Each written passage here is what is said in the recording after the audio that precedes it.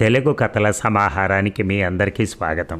ఇప్పుడు మనం వినబోయే కథ కర్మ సిద్ధాంతులు. రచన కొడవటి కంటి కుటుంబరావు గారు. ఈ కాలంలో 10 మంది బంధువులు ఒక చోట కూడటం అంటేనే అది కేవలం దైవికంగా జరగాల్సిందే కానీ మానవ యత్నం వల్ల జరిగే విషయమా? అందులోనూ మాది చాలా పెద్ద బలగం. మా తాతయ్యకి 6 కొడుకులు, 5 కూతుళ్ళు. మా తరం వాళ్ళం 25 ఉన్నాం. అందులో ఇంటి పేర్లు మార్చేసుకున్న 13 ఆడపిల్లల్ని మినహాయించిన 12 మంది ఉన్నాం. మా తర్వాత అప్పుడే ఒక తరం తయారైంది. చెప్పొచ్చింది ఏమిటంటే మా బలగం పెద్దది అయితేనే నా మటుకు నేను అయిన వాళ్ళని చూసి దాదాపు 5 ఏళ్ళు అయింది. మా రాముడు బాబా, రాఘవులు అన్నయ్య ఢిల్లీలో ఉన్నారు. ఉమాపతి బొంబాయిలో ఉన్నాడు. సుబ్రహ్మణ్యం కలకత్తాలో ఉన్నాడు. కృష్ణమూర్తి బెంగళూరు బదిలీ అయ్యాడు ఈ మధ్యనే. కాంతారావు విశాఖపట్నంలో ఉంటున్నా కానీ ఎవరికి ఉత్తర ముక్క రాయడు కదా. శ్రీనివాసులు సికింద్రాబాద్ నుంచి పుష్కరానికి ఒకసారి కానీ బయలుదేరాడు. వాడికి పిల్లలు పుడుతున్నారు. పెళ్ళిళ్ళే అత్తవారిళ్ళకు కూడా పోతున్నారు. వాళ్ళని మేము చూస్తే కూడా గుర్తుపట్టలేం. ఇదంతా చెప్పుకుపోతే మహాభారతం అంత గాథ అవుతుంది. పరిస్థితి బోధపడుతూనే ఉంది కాదు. నిజానికి ఈ విచ్చిత్తి మా తాతయ్య బతికుండగానే ప్రారంభమైంది. మా పెదనాన్న సూరయ్య గారు దారి తీశారు. ఆయన రంగూన్కి బయలుదేరిన మరుసటి 7 కాబోలు మా రెండో పెదనాన్న చదువు వంకబెట్టి కలకత్తా బయలుదేరాడు. మా నాన్న పెళ్లి కాగానే మద్రాసు మీద ఆశలు పెట్టుకున్నాడు. ఎందుకంటే మా రెండో మేనమామ మద్రాసులో ప్లీడర్ ప్రాక్టీస్ పెట్టి మద్రాసులో వ్యాపారం పెట్టమని మా నాన్నకి పుర్రెక్కించాడు. మా నాన్న తర్వాత వాళ్ళు మా తాత బతికుండగా కదలలేదు. ఇక అప్పటికీ మా తాత ఒకటి మాత్రం సాధించగలిగాడు. ఏటా ఆయన దేవీ నవరాత్రులకు కలశం పెట్టేవాడు. ఆ సమయానికి ఎక్కడెక్కడ ఉన్నవాళ్ళు కూడా కొంప చేరుకోవాల్సిందే. ఆ 10 రోజులు ఇల్లు మహావైభవంగా ఉండేది. రకరకాల వయస్సులు గల ఆడ మగ మూకను చూసుకుని మా తాత చాలా సంతోషించేవాడు. నేను దేహం విడిచే నాటికి అందరూ నా చుట్టూ ఉండి తీరవలసిందే అని ఆయన అనేవాట. మొత్తానికి అంత పని చేసి ఆయన నేను పేదవాడినై ఉండగా నవరాత్రుల్లోనే పోయాడు. జాతకం అంటే అయింది. జాతకం అంటే జ్ఞాపకం వచ్చింది. మా సుబ్బయ్య బాబాయ్ గొప్ప జ్యోతిష్యుడు. నాకు జ్యోతిష్యంలో అంత నమ్మకం లేదు, కానీ ఆయన చెప్పినవి చాలా జరిగాయి. ఇది తెలిసి ఉండటం వల్ల నేను జ్యోతిష్యాన్ని పూర్తిగా కొట్టేయలేను.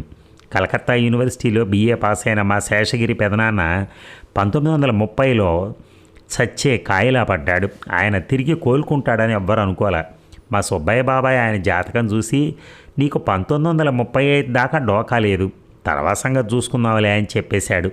శేషగిరి గారు మళ్ళా లేచి తిరిగారు. 1935 మే నెలలో వడదెబ్బ తగిలి ఆయన పోయింది, ఆయన ప్రాణం. ఇటువంటివి కళ్ళారా చూసి కూడా జ్యోతిష్కంలో ఏమీ లేదంటాం ఎలా? తొందరపడకండి, మీరు అనబోయేది నాకు తెలుసు. నేను మీతోనే ఏకీభవిస్తాను. రాసి పెట్టుంటే భోజనం చేయలేకపోతామా అని ఎవరు పొయ్యి రాజేయకుండా ఉండట్లేదు.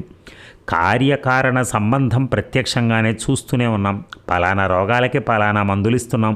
దేశంలో సమృద్ధి ఉంటే జాతులు బాగుపడుతున్నాయి, లేకపోతే పురుగు ముట్టిపోతున్నాయి. అంతా నాకు తెలుసు. కానీ అసలు విషయం మరిచాను. కిందటి మార్చిలో తలవని తలంపుగా దైవికంగా అని కాదు అన్నాను. ఈ విసిరిపారేసిన బలగంలో 25 మంది ఒక చోట కలిశాం. ఏ కార్యకారణ సంబంధం వల్ల కలిసామో నాకు తెలియదు. కొందరికి కబుర్లు వెళ్ళిన మాట నిజమే, కానీ మరికొందరు అనుకోకుండానే తటస్థపడ్డారు. అన్నిటికన్నా ముఖ్యం ఏమిటంటే మా సూరయ్య పెదనాన్న కూడా అక్కడ చేరాడు. మా కుటుంబాలకి మా తాత తర్వాత తాత అంతటి వాడు. ఆయన వచ్చాడని చూడవచ్చిన వారు లేకపోలేదు. పెద్దలు పిన్నలు అంతా ఒక రాత్రి భోజనాలై డాబా మీద కూర్చున్నాం. వెన్నెల కూడా ఉంది. మా పెదనాన్న చుట్టూ సుబ్బమ్మత్తమ్మ, శంకరమ్మ మామయ్య, శేషమ్మ పిన్ని, సుబ్బయ్య బాబాయ్, నరసింహం బాబాయ్, ఇంకా ఇతర పెద్దలు ఉన్నారు. ఇంతమంది చేరాక కష్టసుఖాలు మంచి చెడ్డలు రాకుండా ఉంటాయా? కుటుంబాల మధ్య కలహాలు వచ్చాయి. కుటుంబాలు చితికిపోయాయి. హెచ్చు తగ్గల విచక్షణాలు వచ్చాయి.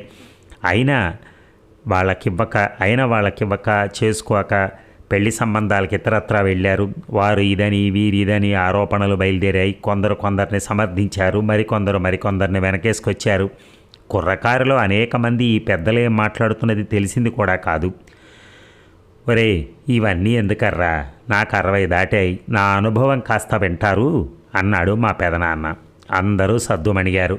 నేను సమర్థున్నా అసమర్థున్నా ఎవరన్నా చెప్పగలరు? ఎంత సమర్థుడివి కాకపోతే 2 చేతులు అంత డబ్బు గడించావు బావా అన్నాడు మా శంకరం మావయ్య. అది అబద్ధం అన్నాడు మా పెదనాన్న. చిత్తశుద్ధిగా చెప్పాలంటే నేను బతికుండగా ఇంతమంది కలుస్తామో లేదో నాకే తెలియదు. నా ప్రయోజకత్వం ఏమిటో నేను చెప్పలేను. నేను వ్యాపారం చేశాను, బాగా లాభం తీస్తాను అనుకున్న చోట నష్టం వచ్చింది. ఉటుడీయంగా అవకతవకగా చేసిన వ్యాపారంలో చచ్చే అంత లాభం వచ్చింది. ఇంకొకటి చెప్తాను, నేను చచ్చి బతికినన్నిసార్లు మీరెవరు చచ్చి బతికి ఉండరు. ప్రతిసారి నాకొకటే అనిపించేది, ఎవరో ఎందుక నన్ను చావకుండా కాపాడుతున్నారు. చెబితే అతిశయోక్తిగా తోస్తుందేమో కానీ నాకిప్పుడు చావు భయం లేదు, డబ్బు పోతుందనే భయం లేదు. నా జీవితానికి కర్తను నేను కాననే నమ్మకం కుదిరిపోయింది. ఏనాడో చావు మళ్ళీ సమీపిస్తుంది. నాకు చావుకి మధ్య ఎవరూ అడ్డుపడరు. దాంతో నా జీవితం చెల్లు. మీకెవరికీ బహుశా తెలియదు, కిందటి యుద్ధం అప్పుడు బర్మాలో నా డబ్బు చాలా పోయింది. నాకేమీ విచారం కలగల. మిదుమిక్కిలి ప్రాణాలు పోగొట్టుకుంటున్న వాళ్ళని చూస్తూ ఈ నాటకానికి అర్థం ఏమిటో అని ఆశ్చర్యపడ్డాను. గొప్ప చదరంగం ఆట గురించి చదరంగం పావుకి ఎంత తెలుసో నాకు నా జీవితం గురించి అంతే తెలుసు. ఆయన ఈ మాటలు అంటూ ఉంటే అందరూ గంభీరంగా అయిపోయారు. పనికి మాలిన వేదాంతం వినేటప్పుడు మనుషులు ఆ విధంగా అయిపోవటం నేను చాలాసార్లు గమనించాను. కాక మరేమిటి, అంత కర్మ, మనం దేనికి కర్తలం కాం అన్నది శేషమ్మ పిన్ని. 5 నిమిషాల క్రితం ఈవిడే తన కూతుర్ని శంకరమ్మావే కొడుకు చేసుకోలేదని తెగ దొప్పింది. దెప్పి ఇప్పుడు మళ్ళీ ఈ మాట అంటోంది. ఒకళ్ళ తర్వాత ఒకళ్ళం పెదనాన్నతో ఏకీభవించి ఆయన మాటల్లో ఉన్నదని కనీసం వాళ్ళు అనుకున్న కర్మ సిద్ధాంతాన్ని గట్టిగా బలపరచసాగారు. మానవయత్నానికి దమ్మిడి విలువ ఇవ్వనందుకే మా పెదనాన్న మీద నాకు కొంచెం చికాగ్గా ఉంటే ఆయనతో ఏకీభవించే ఈ ముత్సుల మీద చెప్పరాని క్రోధం కలిగింది. అది కాదు పెదనాన్న, నీకేం కోరికలు లేవా? వాటిని తీర్చుకోవడానికి నువ్వు ప్రయత్నం చేయట్లేదా అన్నాను నేను. ఒరే, నువ్వు రైళ్లల్లో ప్రయాణం చేసావు కదా, రైలు తన దారిన పోతుంటే పెట్టెలో నీకు తోచినట్టు నువ్వు తిరుగుంటావు. కానీ రైలు నడకకి నువ్వు కట్టుబడి లేవు. దాని పోకడతో పోలిస్తే నీదొక పోకడా. నీ ఇష్టం వచ్చిన చోటుకు నువ్వు పోతున్నావంటంలో అర్థం ఉందా అన్నాడు పెదనాన్న. బాబాయ్, జ్యోతిష్యంలో నీకు కూడా నమ్మకం ఉందన్నమాట అన్నాను. అంతా రాసి పెట్టిందంటావు? రాసి పెట్టి ఉండటం అనేది నమ్మకపోవటం ఒక మూఢ విశ్వాసం అయిపోయింది ఈ కాలపు వాళ్ళకి. ఆ నమ్మకపోవటం అనేది, పుట్టిన జీవి చచ్చిపోతుందని రాసి పెట్టలేదు. ఆడవాళ్లే పిల్లలు కానాలని రాసి పెట్టలేదు. మనుషులకు 7-8 ఏళ్లప్పుడు పళ్ళూడి రావాలని, మగవాళ్ళకి యవ్వనంలో గడ్డాలు మీసాలు రావాలని రాసి పెట్టలేదు. వాటిని నమ్మటం తప్పలేదే అన్నాడు పెదనాన్న. అది వేరు, అదంతా శాస్త్ర విజ్ఞానం అన్నాను. సుబ్బయ్య చెప్పే జ్యోతిష్యం శాస్త్ర విజ్ఞానం కాదని నిరూపిస్తావా? అసలు శాస్త్ర విజ్ఞానం ఏది అవునో ఏది కాదో నీకు తెలుసా? జియాలజీ శాస్త్రం కాదన్నారు, బయాలజీ శాస్త్రం కాదన్నారు.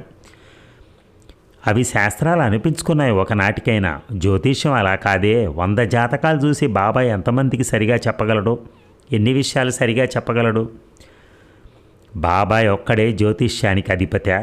ఒక డాక్టరు 100 కేసుల్లో 3 నయం చేసినంత మాత్రాన వైద్యశాస్త్రం కాదంటారా? ఎందుకంటే 6 మంది ఎవరికి వాళ్ళు నయం కాదన్న కేసు చిట్కా వైద్యంతో కుదరగా నేను చూశాను. నువ్వు చాలా చూసావు, అందుకే నీతో వాదించడం కష్టం అన్నాను. పిచ్చివాడా, ఇది వాదించే విషయం కాదు. ఇంత పెద్ద సృష్టికి మనిషే నియంత అనుకున్నంత కాలము తప్పుదారి పట్టడం చాలా సులభం. మనిషిని మించిన శక్తులు జగత్తును నడిపిస్తున్నాయన్నదే అనుమానం తగిలినాక నీ వైఖరి మారి తీరాలి. మాట వరుసకు చెట్లు మనుషులు అనేవాళ్ళున్నారని పసిగట్టే అనుకున్నాను. అనుకుని ఆశ్చర్యపడసాగాను. కానీ పెదనాంతో పూర్తిగా ఏకీభవించనూ లేదు, బొత్తిగా ఏకీభవించకపోనూ లేదు.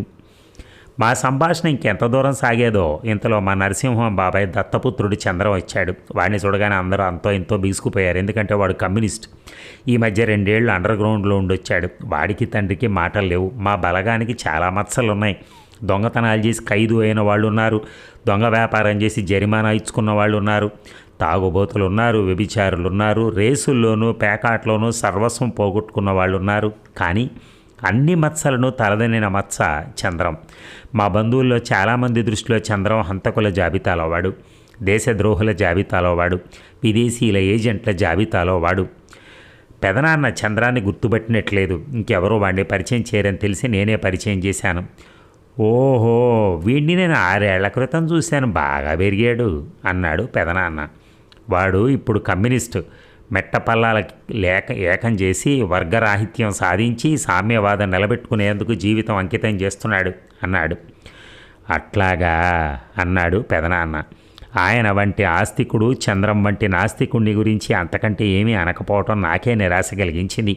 పెదనాన్న ఇంతకుముందు అంటున్న మాటలకి ఎదురు వాదించవలసిన అసలు మనిషి చంద్రమే. పెదనాన్న కర్మ సిద్ధాంతం చెప్తున్నాడు రా చంద్రం. మన చేతిలో ఏమి లేదంట, అంతా భగవంతుడి చేతిలో కీలు బొమ్మలమాట అన్నాను. చంద్రం వెటకారంగా నవ్వాడు.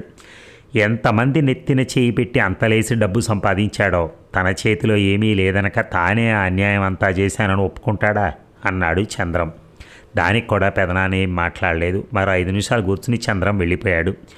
ఆ 5 నిమిషాలు కూడా ఎవరిలోనూ ఏమీ చైతన్యం లేదు. ఎవరి మట్టుకు వాళ్ళు స్తంభించిపోయారు. ఆఖరికి పెదనాన్న కూడా స్తంభించిపోయినట్టే కనపడ్డాడు. కానీ చంద్రం వెళ్ళిపోగానే తిరిగి అందరిలోనూ చైతన్యం వచ్చింది. కొద్ది మందిలో కాస్త మోతాదుకు మించి కూడా వచ్చింది. దొరక్క నరసింహానికి వీడు దొరికాడు చూడు. ఈ కమ్యూనిస్టులంతా ఒకటే. మచ్చు, పెద్ద, పిన్న, దేవుడు, దైవం, మంచి, చెడ్డ ఏ విచక్షణ లేదు. చెదపురుగులల్లే చేరిన చోటల్లా నిర్మూలన సాగించి వదిలిపెడతారు. వీళ్ళ బతుకు జడ అన్నాడు శంకరమ్మావయ్య. ఏం పెదనాన్న, నువ్వు కమ్యూనిస్టులు తిట్టే వాళ్ళతో ఏకీభవించవా ఏమిటి అన్నాను. ఎందుకు వాళ్ళని తిట్టడం అన్నాడు పెదనాన్న. అందరూ ఆయనకేసి వింతగా చూశారు. ఈ జీవిత నాటకంలో భగవంతుడు వాళ్ల చేత చాలా పెద్ద పాత్ర ధరింపజేస్తున్నట్టుగా నాకు అనిపిస్తోంది. చరిత్రలో వాళ్ళు నిర్వహించే పాత్ర చూస్తున్నాను. భగవంతుడు వాళ్ళకు కలిగించే ప్రేరణలు చూస్తున్నాను. ఇందాక నువ్వు మన కోరికల గురించి అవి తీర్చుకునేటందుకు మనం చేసే యత్నాలు చూస్తే నా బుద్ధి ఒక్కొక్కసారి దిమ్మెరపోతుంది. కమ్యూనిస్టుల గురించి హేయంగా భావించడానికి నాకేం కారణం కనిపించటం లేదు అన్నాడు పెదనాన్న. అక్కడ ఆ క్షణాన ఉన్న వారిలో ఒక్కరైనా ఆయనను సమర్థించడానికి ముందుకు రాలేదు. అయ్యో పెదనాన్న, ఇక్కడ కర్మ సిద్ధాంతం మాట్లాడేవాళ్ళు చాలామంది ఉన్నారు, కానీ నిజమైన కర్మ సిద్ధాంతివి నువ్వు ఒక్కడవే కనిపిస్తున్నావు అనేశాను. అదండి, మనము ఒకటి ఏంటంటే బయటకు మనం మాట్లాడేది ఒకటి ఉంటుంది, మన మనసులో ఒకటి ఉంటుంది. అతను ఎవరో వస్తూ ఉంటాడు. ఓరి వీడి జేమ్మాడా, వీడు నాకెదురు వస్తున్నాడు ఏంటి, నాకేం జరుగుద్దో ఏమిటో అది ఇదని మనసులో అనుకోవటం. వాడి దగ్గరికి పోయాము, అరే ఏంట్రా చాలా అలా కనపడ్డావు అంటే ఏమిటండి అది? అది నువ్వు సంతృప్తిగా పలుకుతున్నట్ట, సంతృప్తిగా పలకరిస్తున్నట్ట కాదే, ఏదో యాక్షన్ చేస్తున్నావు. ఈ యాక్షన్ చేసేవాళ్ళే ఈ ప్రపంచంలో ఎక్కువ ఉన్నారు. ఇప్పుడు పెద్ద ఆయన కర్మ సిద్ధాంతి. ఎందుకంటే ఆయనకి కమ్యూనిస్టులు చేసేది కూడా ఆయనకి మంచిగానే కనిపించింది. అలాగని కమ్యూనిస్టులు భగవంతుడిని కొలవకపోవచ్చు ఎక్కువ మంది, కానీ వాళ్ళు చేసే దాంట్లో ఒక పద్ధతి ఉంది, ఒక సిస్టమ్ ఉంది అని ఆయన పూర్తిగా నమ్మాడు కాబట్టి వాళ్ళని ఆ విధంగానే భావించాడు. అంతేగాని వాళ్ళు దైవాన్ని పూజించట్లేదు కాబట్టి నాకు వ్యతిరేకమని నేను అంటలేదు అని అంటలే. ఆయన వ్యతిరేకం అంటలేదు, కానీ మంచి పనులు చేశారు. దైవాన్నే పూజించనక్కర్లా, మంచి పనులు చేసే ప్రతి మనిషి కూడా దేవుడే అని పూర్తిగా నమ్మిన వ్యక్తి ఆయన. అదండి. Thank you very much.